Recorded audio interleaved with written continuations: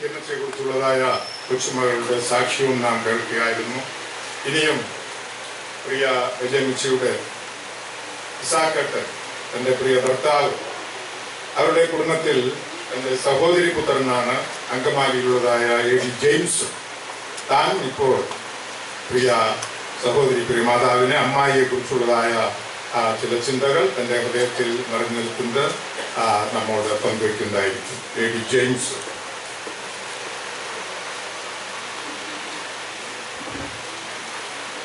ദൈവനാമത്തിന് നന്ദിയോടെ സ്തോത്രം ചെയ്യുന്നു. അലിയൻ 47 വർഷങ്ങളിലെ ചരിത്രം അല്ലെങ്കിൽ ആ ഓർമ്മകളാണ് താൻ പങ്കുവച്ചത്. എന്നെ സംബന്ധിച്ച് 44-45 വർഷങ്ങൾക്ക് മുൻപുള്ള പരിചയം അല്ലെങ്കിൽ ആ അനുഭവമാണ് എനിക്ക് പങ്കുവയ്ക്കാനുള്ളത്. ഗോഡ്ലിച്ചേട്ടൻ ഓർപ്പിച്ചു, ഇസാക്കൻ്റെ പെങ്ങളുടെ മകൻ. ഇവർ രണ്ട്, ഒരു ആംഗ്ലയും ഒരു പെങ്ങളും ഒരു ഇണക്കിളികളെ പോലെ അവർ ജീവിച്ചതായ കാലഘട്ടം. കാരണം ചാച്ചൻ മാസത്തിൽ ഒരിക്കലെങ്കിലും ഗുരുവായൂരിൽ വരും, അങ്ങനെ പെങ്ങളെ കാണാനായിട്ട്.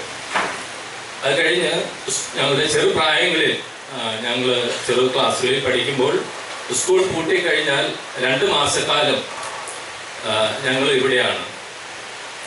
ആ 2 മാസക്കാലം ഈ പറമ്പുകളിലും ഈ റോഡുകളിലുമാണ് ഞങ്ങളുടെ സമയം ഞങ്ങൾ ചെലവഴിച്ചുകൊണ്ടിരുന്നത്. വളരെ സന്തോഷത്തോടെ വളരെ ഹൃദ്യതയോടെ കഴിഞ്ഞ നാളുകൾ ഞാൻ ഇന്നും ഓർക്കുന്നു. അന്ന് എനിക്ക് കൂട്ടുണ്ടായിരുന്നത് ഇവിടെ മോനച്ചനാണ്. മോനച്ചൻ ഓർക്കണ്ടോന്ന് എനിക്കറിയില്ല. ഈ വീട് നിൽക്കുന്ന സ്ഥലത്ത് ഒരു ആഞ്ഞിലി പ്ലാവ് ഉണ്ടായിരുന്നു. ഒരു ദിവസം മഴ പെയ്തപ്പോൾ അതൊന്ന് ശരിക്കും ചക്ക പഴുത്ത് കിടക്കുന്നു.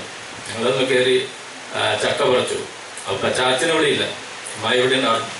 അമ്മായി മറ്റു ചേച്ചിമാരും ഒക്കെ ഇവിടെയുണ്ട്. അപ്പോൾ ഈ ഞങ്ങൾക്ക് ഇവിടെ വന്നാൽ ഈ മരത്തുമ്മ കയറുക, മാവുമ്മ കയറുക, മാങ്ങ പറിക്കുക, തിന്നുക, ഇതൊക്കെ ഒരു ചെറുപ്രായത്തിലുള്ള ഞങ്ങളുടെ ഒരു വിനോദമായിരുന്നു. ഇത് വൈകുന്നേരം വന്നപ്പോൾ ചാച്ചനെ അറിഞ്ഞു. ചാച്ചൻ എവിടെ പോയി ഇരിക്കായിരുന്നു, അറിഞ്ഞു.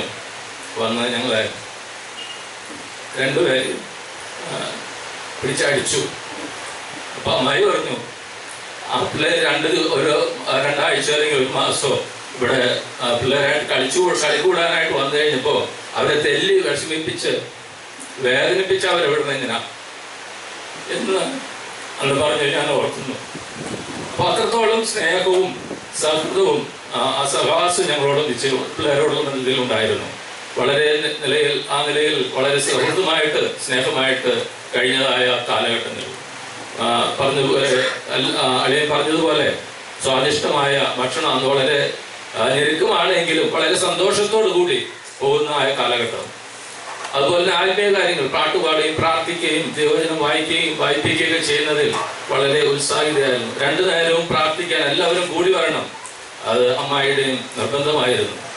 അങ്ങനെ കഴിഞ്ഞതായ കാലഘട്ടങ്ങൾ ഇത്രയും സന്തോഷം അനുഭവിക്കുന്ന കാലഘട്ടങ്ങളായിരുന്നു.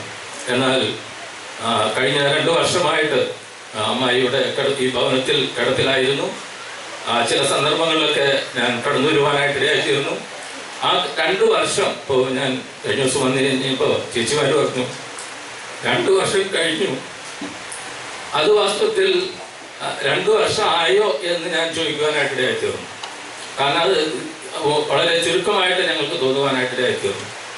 മാത്രമല്ല ആ സമയങ്ങളിലൊക്കെ വരുമ്പോൾ ആത്മീയമായ കാര്യങ്ങൾ പാട്ടുകൾ പാടാൻ പറഞ്ഞു കഴിഞ്ഞാൽ മിക്കവാറും അമ്മായി പാടുന്ന പാട്ട് അനുഗ്രഹത്തിന് അധിപതിയെ എന്നുള്ളതായ ആ പാട്ടായിരിക്കും. ആ പാട്ട് എല്ലാ ലൈനിലും തന്നെ ഒരു തെറ്റും കൂടാതെ തുടർച്ചയായിട്ട് പാടുന്നു. അങ്ങനെ പാടി കുറേ നേരം ഇരുന്ന് സംസാരിച്ച് എന്നാൽ പോട്ടെ എന്ന് പറയുമ്പോൾ നീ ഇപ്പം എവിടേക്കാണ് പോകുന്നത് ഈ രാത്രി? ചിലപ്പോൾ ഞാൻ 4 മണിക്കായിരിക്കും വരുന്നത്, ചിലപ്പോൾ ഉച്ചയ്ക്കായിരിക്കും വരുന്നത്. കാരണം അന്ന് ശരിയായ കാഴ്ച ശക്തി വളരെ കുറഞ്ഞിരുന്നു. ഈ രാത്രി നീ എങ്ങനെ പോണേ? നീ എത്ര നാൾ ഇവിടെ താമസിച്ച സ്ഥലം, അപ്പോൾ നീ പോണ്ട എന്ന് അന്നൊക്കെ പറയുമായിരുന്നു.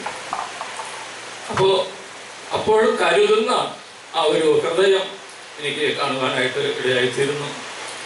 അപ്പൊ ഞാൻ വിചാരിക്കുക നമുക്ക് ഒന്നിച്ച് അങ്കമാലിക്ക് പോവാം. അങ്കമാലിൽ ആരാ ഉള്ളത് എന്ന് ചോദിച്ചു കഴിഞ്ഞാൽ അപ്പൊ പറയുന്നത് അങ്കമാലിൽ എനിക്ക് സാറാമ്മയുണ്ട്, അമ്മയുടെ പേരാണ്, എനിക്ക് അവരുടെ അടുത്ത് പോവാം എന്ന് പറയുമായിരുന്നു. അമ്മ മരിച്ചിട്ട് വർഷങ്ങൾ വളരെ കഴിഞ്ഞു. എന്നാലും അവരുടെ സ്നേഹം കാണുവാനായിട്ടിടയായിരുന്നു. അപ്പോൾ അങ്കമാലിക്ക് പോയാൽ എനിക്ക് അങ്കമാലിക്ക് മാത്രമല്ല അവിടുന്ന് മണ്ണൂർക്കും പോവാം. മണ്ണൂർക്ക് കുറച്ച് ദൂരം അല്ലേ ഉള്ളൂ. അപ്പോൾ ഈ മണ്ണൂർക്ക് ഈ ചില നാളുകളായിട്ട് കുറെ വർഷങ്ങൾക്ക് മുമ്പ് ഈ സ്ഥിരം മണ്ണൂർക്ക് പോയി കഴിയുമ്പോൾ തിരിച്ച് അങ്കമാലിയിൽ വന്ന് വീട്ടിലൊക്കെ കയറി അപ്പച്ചനുമായിട്ട് അല്ലെങ്കിൽ അമ്മയുമായിട്ടൊക്കെ വർത്താനം പറഞ്ഞ് അങ്ങനെ കുറെ ഇരുന്നതിന് ശേഷമായിരിക്കും വരുന്നത്. അങ്ങനെ വളരെ സന്തോഷകരമായ അനുഭവങ്ങളാണ്, നല്ല ഓർമ്മകളാണ് ഞങ്ങൾക്ക് പങ്കുവയ്ക്കുവാനുള്ളത്. എന്നാൽ ഇന്ന് പ്രത്യാശ തീരത്ത് താൻ പ്രിയപ്പെട്ട കർത്താവിന്റെ മുഖത്ത് ആ സന്നിധാനത്തിലേക്ക് ചേരുവാനായിട്ടിടയായി തീർന്നു. നമുക്ക് ദുഃഖിക്കുവാനായിട്ട് ആവശ്യമില്ല. ഇയ്യോബിന്റെ പുസ്തകത്തിൽ നിന്ന് ചില വാക്കുകളാണ് എൻ്റെ മനസ്സിലേക്ക് വരുവാനായിട്ടിടയായി തീർന്നത്. ഇയ്യോബിന്റെ പുസ്തകം 14-ാം അധ്യായം നാം വായിക്കുമ്പോൾ അവിടെ 2 ചോദ്യങ്ങളാണ് ഇയ്യോബ് ചോദിക്കുന്നത്. മനുഷ്യൻ മരിച്ചാൽ അവൻ എവിടെ? മനുഷ്യൻ പ്രാണനെ വിട്ടാൽ അവൻ എവിടെ? പിന്നെ എന്ത് എന്നുള്ള 2 ചോദ്യമാണ് ഇയ്യോബ് അവിടെ ചോദിക്കുന്നത്. നമ്മെ സംബന്ധിച്ച് അതിന് 2നും ഉത്തരവുണ്ട്.